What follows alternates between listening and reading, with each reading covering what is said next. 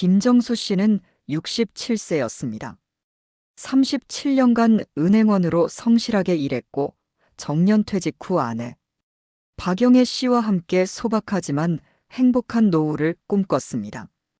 두 사람은 30년을 함께 살았고 40살 된 아들 하나를 키웠습니다. 특별히 부유하지는 않았지만 평생 모은 6억 원의 예금이 있었습니다. 그 돈이면 두 사람이 검소하게 살기에 충분했습니다. 영애 씨는 원래 신앙심이 깊은 사람이었습니다. 매주 일요일이면 동네 교회에 나갔고 정수 씨도 가끔 따라갔습니다. 평범한 신자였습니다. 기도하고 찬송하고 가끔 봉사활동을 하는 정도였습니다. 정수 씨는 아내의 신앙생활을 존중했습니다. 특별히 문제될 것도 없었으니까요. 오히려 교회 활동이 아내에게 좋은 취미이자 사회생활이라고 생각했습니다. 변화는 2년 전 가을에 시작되었습니다. 영애 씨가 동네에 새로 생긴 교회에 다녀보겠다고 했습니다. 천국의문교회라는 곳이었습니다. 친구 최순자 씨가 먼저 다니고 있었고 그곳 목사님의 설교가 정말 은혜롭다며 영애 씨를 초대했습니다. 정수 씨는 별 생각 없이 허락했습니다. 교회를 옮기는 것쯤이야 문제될 게 없다고 생각했습니다. 처음 몇 달은 괜찮았습니다. 영애 씨는 새 교회가 좋다고 했습니다. 목사님의 말씀이 깊이가 있고 교인들이 친절하다고 했습니다. 정수 씨도 한번 따라가 봤습니다. 50대 중반으로 보이는 이 목사라는 사람이 단상에서 열정적으로 설교했습니다. 내용은 일반적인 종교 이야기 같았습니다. 구원, 천국, 믿음에 대한 것들이었습니다. 하지만 6개월이 지나면서 이상한 조짐이 보이기 시작했습니다. 영애 씨가 일주일에 5번씩 교회에 나가기 시작한 것입니다. 새벽 기도회, 수요 예배, 금요철야, 토요 기도회, 그리고 주일 예배까지. 집에 있는 시간보다 교회에 있는 시간이 더 많아졌습니다. 65세의 몸으로는 무리한 스케줄이었습니다. 정수 씨가 걱정되어 물었습니다. 너무 무리하는 거 아니냐고. 영애 씨의 대답은 단호했습니다. 영혼 구원을 위해서는 이 정도는 당연하다고 했습니다.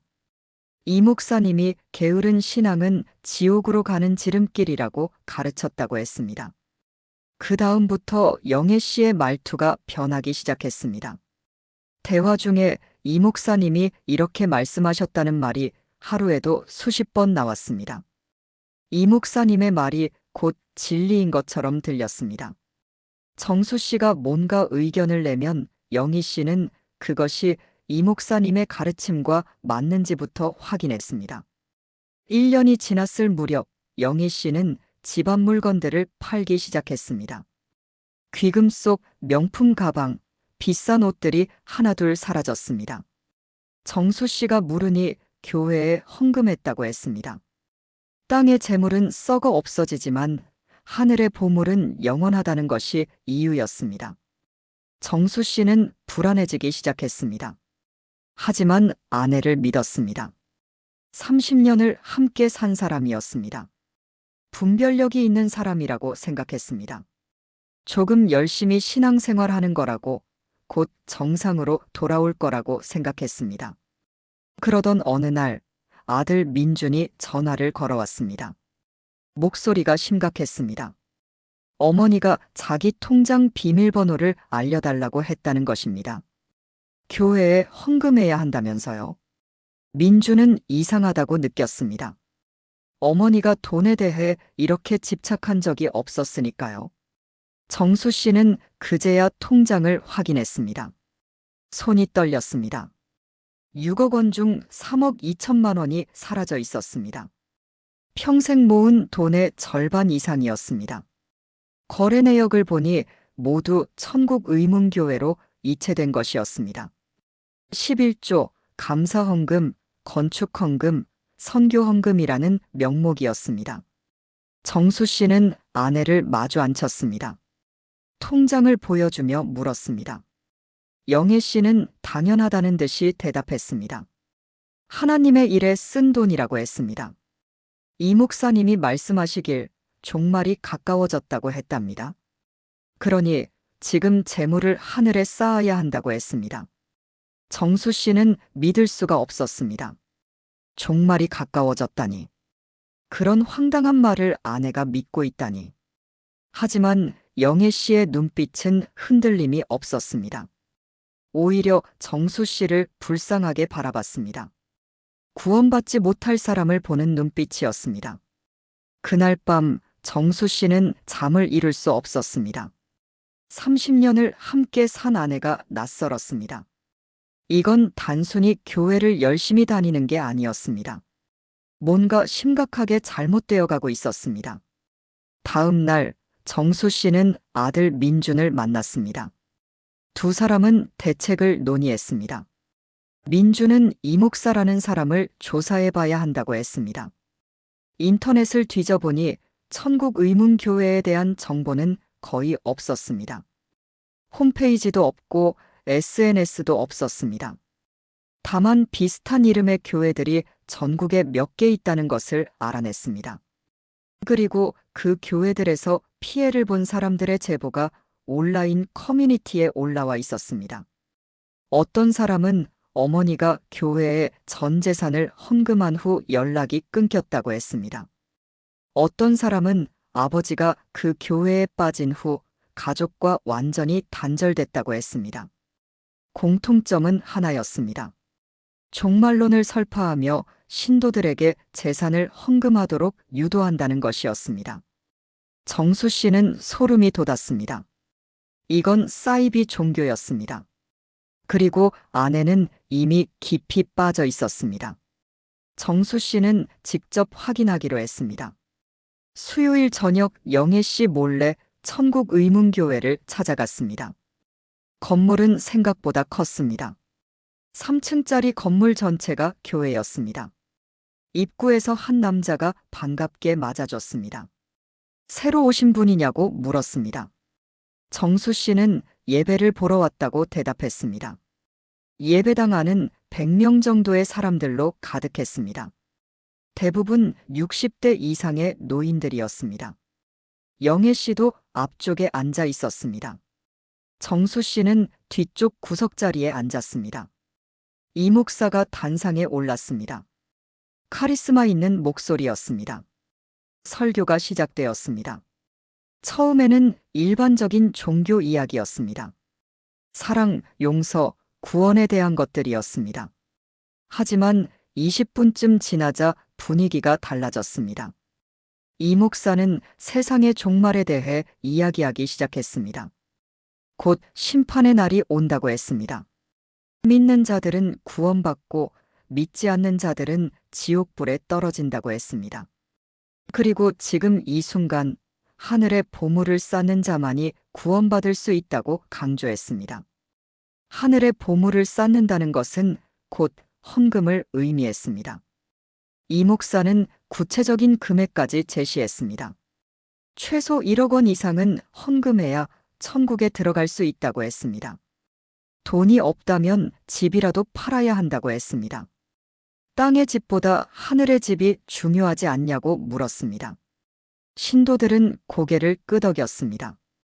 영애 씨도 그중 한 명이었습니다. 그녀의 얼굴에는 절박함이 가득했습니다. 구원받고 싶다는 간절함이 보였습니다. 정수 씨는 치가 떨렸습니다. 이건 명백한 사기였습니다. 사람들의 두려움을 이용해서 돈을 뜯어내는 수법이었습니다. 하지만 여기 있는 100명의 노인들은 그것을 믿고 있었습니다. 자신들의 평생 모은 돈을 기꺼이 내놓을 준비가 되어 있었습니다. 예배가 끝난 후 정수 씨는 영애 씨를 피해 서둘러 나왔습니다. 집에 먼저 도착해 아내를 기다렸습니다. 영애 씨가 돌아온 것은 밤 11시였습니다. 예배 후에 심야 기도회까지 있었다고 했습니다. 정수 씨는 더 이상 참을 수 없었습니다. 아내에게 말했습니다. 그 교회는 사이비라고. 이 목사라는 사람은 사기꾼이라고 했습니다. 영애 씨의 반응은 예상 밖이었습니다. 화를 낸 것도 아니고 놀란 것도 아니었습니다. 오히려 냉정하게 말했습니다. 당신은 구원받지 못한 사람이라고, 사탄에게 속은 사람이라고, 자신은 진리를 깨달았다고 했습니다. 그날 밤부터 두 사람은 별거에 들어갔습니다. 영애 씨는 안방을, 정수 씨는 작은 방을 썼습니다. 대화는 최소한으로만 했습니다. 영애 씨는 여전히 매일 교회에 나갔습니다. 2주 후 더 심각한 일이 벌어졌습니다. 영애 씨가 집을 팔자고 한 것입니다. 3억 원짜리 아파트였습니다. 그 돈까지 교회에 헌금하겠다는 것이었습니다. 정수 씨는 단호하게 거절했습니다. 하지만 영애 씨는 포기하지 않았습니다. 집 명의의 절반이 자기 것이라고 주장했습니다. 정수 씨는 아들 민준과 긴급 회의를 했습니다. 민준은 법적 조치를 취해야 한다고 했습니다. 어머니를 법정 후견인 제도로 보호해야 한다고 했습니다. 하지만 정수 씨는 망설였습니다. 30년 함께 산 아내를 정신이 온전하지 않은 사람으로 만드는 게 맞는 일인가 싶었습니다. 고민 끝에 정수 씨는 다른 방법을 선택했습니다. 아내의 친구 최순자 씨를 만나기로 한 것입니다. 순자 씨도 천국의문교회를 다니고 있었고 영애 씨를 그 교회에 데려간 장본인이었습니다. 어쩌면 순자 씨를 설득하면 영희 씨도 돌아올 수 있을지 모른다고 생각했습니다. 순자 씨를 만난 자리는 참담했습니다.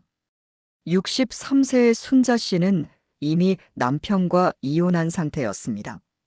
그녀는 전 재산 5억 원을 모두 교회에 헌금했고 이를 막으려던 남편과 자식들이 그녀를 떠났다고 했습니다. 하지만 순자 씨는 후회하지 않는다고 했습니다.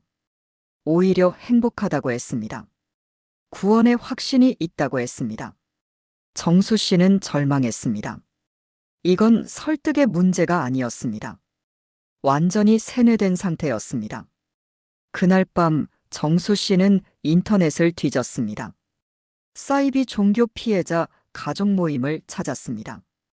그곳에는 정수 씨와 비슷한 처지의 사람들이 많았습니다. 배우자나 부모가 사이비 종교에 빠져 재산을 잃고 가족과 단절된 사람들이었습니다. 한 상담사와 통화를 했습니다. 상담사는 명확하게 말했습니다. 사이비 종교에서 사람을 빼내는 건 매우 어렵다고, 본인이 깨닫지 않는 한 거의 불가능하다고 했습니다. 강제로 격리하거나 법적 조치를 취하거나 아니면 교주의 정체를 폭로하는 수밖에 없다고 했습니다. 정수 씨는 마지막 방법을 선택했습니다. 이 목사의 정체를 밝히기로 한 것입니다. 아들 민준과 함께 사설 탐정을 고용했습니다. 이 목사의 과거를 파헤치기 시작했습니다. 한 달 후 결과가 나왔습니다. 이 목사의 본명은 이진수였습니다. 그는 10년 전 다른 지역에서 비슷한 교회를 운영하다가 사기 혐의로 고소당한 적이 있었습니다. 하지만 증거 부족으로 무혐의 처분을 받았습니다. 그 후 이름을 바꾸고 다른 지역으로 옮겨 다니며 같은 수법을 반복하고 있었습니다. 더 충격적인 사실도 있었습니다. 이진수에게는 고급 외제차가 3대 있었고 강남에 30억짜리 아파트를 소유하고 있었습니다. 그의 자녀들은 모두 해외 유학 중이었습니다. 신도들에게서 받은 헌금으로 호화 생활을 하고 있었던 것입니다. 정수 씨는 이 증거들을 모아 영희 씨에게 보여줬습니다. 사진, 부동산 등기부등본, 차량 등록증, 과거 신문 기사까지 모든 것이 명백했습니다. 이 목사는 사기꾼이었습니다. 하지만 영애 씨의 반응은 또다시 예상 밖이었습니다. 그녀는 증거들을 쳐다보지도 않았습니다. 사탄이 꾸민 거짓이라고 했습니다. 이 목사님을 시험하려는 악마의 계략이라고 했습니다. 오히려 이런 시험을 이겨내야 진정한 믿음이라고 했습니다. 정수 씨는 무너졌습니다. 아무리 증거를 보여줘도 소용없었습니다. 아내는 이미 현실과 단절되어 있었습니다. 민주는 더 이상 참을 수 없다고 했습니다. 경찰에 신고하자고 했습니다. 증거가 충분하니 이 목사를 사기죄로 고소할 수 있다고 했습니다. 정수 씨도 결심했습니다. 신고를 하기 전날 밤이었습니다. 영애 씨가 짐을 싸고 있었습니다. 정수 씨가 물었습니다. 어디 가느냐고. 영애 씨는 대답했습니다. 교회에서 운영하는 기도원에 들어간다고. 거기서 기도하며 준비하겠다고 했습니다. 정수 씨는 막았습니다. 가지 말라고 했습니다. 하지만 영애 씨는 듣지 않았습니다. 당신과는 더 이상 함께 살 수 없다고 했습니다. 당신은 사탄의 편이라고 했습니다. 그날 밤 영애 씨는 집을 나갔습니다. 정수 씨는 막지 않았습니다. 30년의 결혼 생활이 그렇게 끝나는 순간이었습니다. 다음 날 정수 씨와 민주는 경찰서를 찾았습니다. 이 목사를 사기죄로 고소했습니다. 함께 천국의문교회 피해자 10명이 집단 고소에 동참했습니다. 피해 금액은 총 28억 원이었습니다. 경찰 수사가 시작되었습니다. 교회의 재정 내역이 압수되었습니다.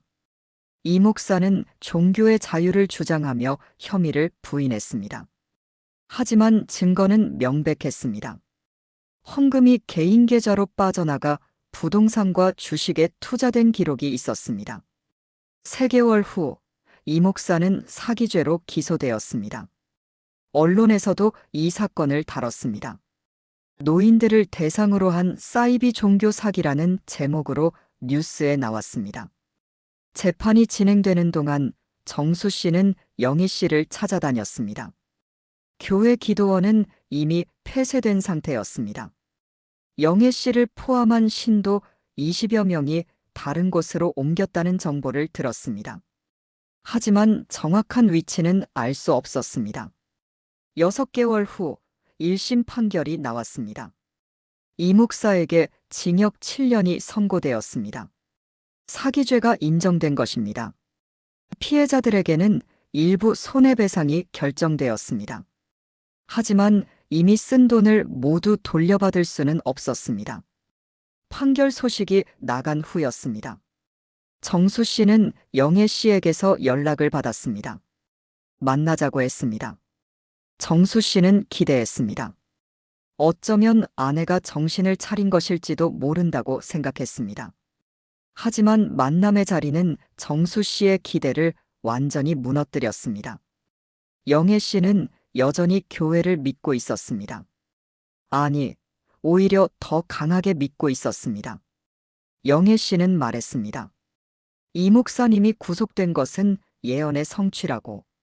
성경에 나오는 대로 진리를 전하는 자는 핍박받게 되어 있다고 했습니다. 예수님도 십자가에 못 박혔고 사도들도 순교했다고 했습니다. 이 목사님도 같은 길을 가고 있는 것뿐이라고 했습니다. 정수 씨는 말문이 막혔습니다. 사기꾼이 감옥에 간 것을 순교라고 해석하다니. 하지만 영애 씨의 눈빛은 확신에 차 있었습니다. 더 충격적인 이야기가 이어졌습니다. 이 목사의 제자라는 박성호라는 사람이 교회를 이어받았다고 했습니다. 박 목사는 이 목사님의 구속이 하나님의 계획이라고 설교했답니다. 세상의 박해를 통해 교회가 더욱 강해진다고 했답니다. 이 목사님은 감옥에서도 기도하며 신도들을 축복하고 있다고 했습니다. 그리고 박 목사는 신도들에게 말했답니다. 이제 더욱 많은 헌금이 필요하다고. 이 목사님의 법정 비용도 들고 교회를 지키기 위한 비용도 든다고 했습니다. 진리를 지키기 위해서는 더 큰 희생이 필요하다고 했습니다. 영애 씨는 정수 씨에게 이혼 서류를 내밀었습니다. 재산 분할을 요구했습니다. 자기 몫을 받아서 교회에 헌금하겠다고 했습니다. 그것이 하나님의 뜻이라고 했습니다. 정수 씨는 서류에 도장을 찍었습니다. 더 이상 싸울 힘도 없었습니다. 30년의 결혼 생활이 공식적으로 끝나는 순간이었습니다. 법원의 판결로 재산은 반으로 나뉘었습니다. 영애 씨는 1억 4천만 원을 받았습니다. 정수 씨에게 남은 것도 1억 4천만 원이었습니다. 평생 모은 6억 원 중 절반 이상이 사라진 것입니다. 이혼이 확정된 후 영희 씨는 받은 돈을 모두 천국의문교회에 헌금했습니다. 정수 씨는 나중에 그 소식을 들었습니다. 가슴이 무너졌습니다. 하지만 이미 할 수 있는 일은 아무것도 없었습니다. 그로부터 1년이 지났습니다. 정수 씨는 홀로 살고 있습니다. 작은 원룸을 얻어 검소하게 살아갑니다. 남은 돈으로 조심스럽게 생활비를 씁니다. 아들 민준이 가끔 찾아오지만 그도 자기 가정이 바쁩니다. 정수 씨는 가끔 영애 씨 소식을 듣습니다. 여전히 천국의문교회를 다니고 있다고 합니다. 박 목사의 설교를 들으며 살고 있다고 합니다. 작은 고시원방에서 최소한의 생활을 하며 나머지는 모두 헌금한다고 합니다. 이 목사는 2심에서도 징역 7년을 선고받았습니다. 대법원에 상고했지만 기각되었습니다. 현재 교도소에서 복역 중입니다. 하지만 천국의문교회는 여전히 운영되고 있습니다. 박 목사가 이끄는 교회에는 여전히 70명의 신도가 남아 있습니다. 박 목사는 매주 설교합니다. 이 목사님이 감옥에 계시지만 그것은 하나님의 계획이라고 합니다. 더 큰 부활을 위한 준비 기간이라고 합니다. 그리고 신도들에게 계속 헌금을 요구합니다. 진리를 지키기 위해서는 희생이 필요하다고 합니다. 신도들은 믿습니다. 그들은 자신들이 특별하다고 생각합니다. 진리를 깨달은 소수라고 생각합니다. 세상 사람들이 모두 속고 있지만 자신들만은 구원받을 것이라고 믿습니다. 영애 씨도 그중 한 명입니다. 그녀는 여전히 매일 교회에 나갑니다. 새벽 기도회, 수요 예배, 금요철야, 토요 기도회, 주일 예배. 일주일에 5번 교회에 갑니다. 68세의 몸으로 무리한 스케줄이지만 멈추지 않습니다. 정수 씨는 가끔 생각합니다. 만약 처음으로 돌아갈 수 있다면 무엇을 달리했을까? 하지만 답은 없습니다. 이미 모든 것이 끝났습니다. 70세가 된 정수 씨는 혼자 삽니다. 외롭습니다. 가끔 영애 씨가 보고 싶습니다. 30년을 함께 산 사람입니다. 하지만 그 사람은 이미 없습니다. 육체는 살아있지만 정수 씨가 알던 영희 씨는 죽었습니다. 사이비 종교는 지금 이 순간에도 존재합니다. 천국의문교회 같은 곳이 전국에 수없이 많습니다. 이름만 다를 뿐 수법은 똑같습니다. 종말론을 설파하고 두려움을 조장하고 헌금을 요구합니다. 그리고 피해자들은 계속 생깁니다. 대부분 노인들입니다. 외로움과 죽음에 대한 두려움을 가진 사람들입니다. 사이비 종교는 그 약점을 파고듭니다. 구원을 약속하고 천국을 보장하고 영생을 이야기합니다. 더 큰 문제는 피해자들이 스스로를 피해자라고 생각하지 않는다는 것입니다. 영애 씨처럼 그들은 자신이 진리를 깨달았다고 믿습니다. 가족들이 막으려 하면 오히려 그들을 사탄의 앞잡이라고 생각합니다. 교주가 감옥에 가도 상관없습니다. 오히려 그것을 핍박으로 해석합니다. 성경의 말씀대로 의로운 자는 고난받는다고 믿습니다. 그리고 다음 교주가 나타나 같은 일을 반복합니다. 법도 제대로 막지 못합니다. 종교의 자유라는 미명 아래 사이비 종교는 계속 존재합니다. 헌금은 자발적이라고 주장하고 신앙은 자유라고 주장합니다. 그리고 법원은 명확한 사기 행위가 입증되지 않으면 처벌하기 어렵습니다.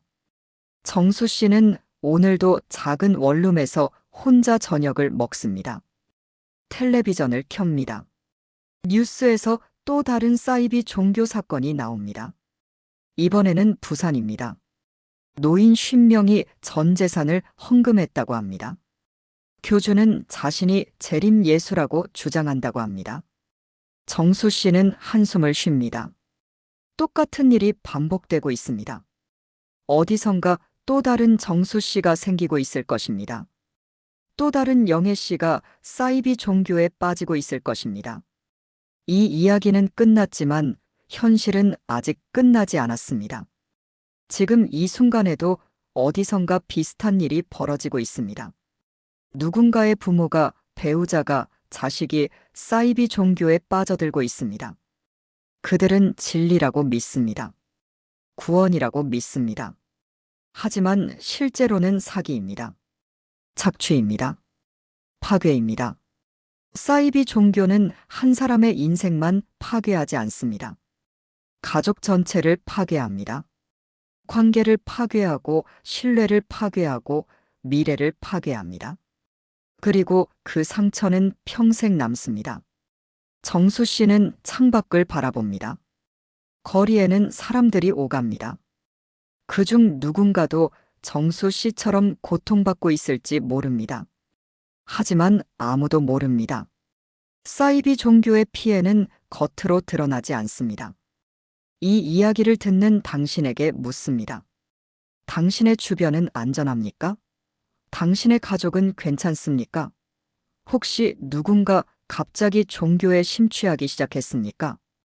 이상한 교회에 다니며 돈을 요구받고 있지는 않습니까? 경각심을 가지십시오. 사이비 종교는 멀리 있지 않습니다. 당신의 바로 옆에 있을 수 있습니다. 당신의 가족이, 친구가, 이웃이 피해자가 될 수 있습니다. 그리고 만약 주변에 피해자가 있다면 외면하지 마십시오. 도와주십시오. 늦기 전에 손을 잡아주십시오. 정수 씨처럼 모든 것을 잃기 전에 말입니다. 사이비 종교는 지금 이 순간에도 어딘가에서 진리의 말씀이라는 이름으로, 예언이라는 이름으로 계속되고 있습니다. 이것이 현실입니다. 이것이 우리가 직면해야 할 진실입니다.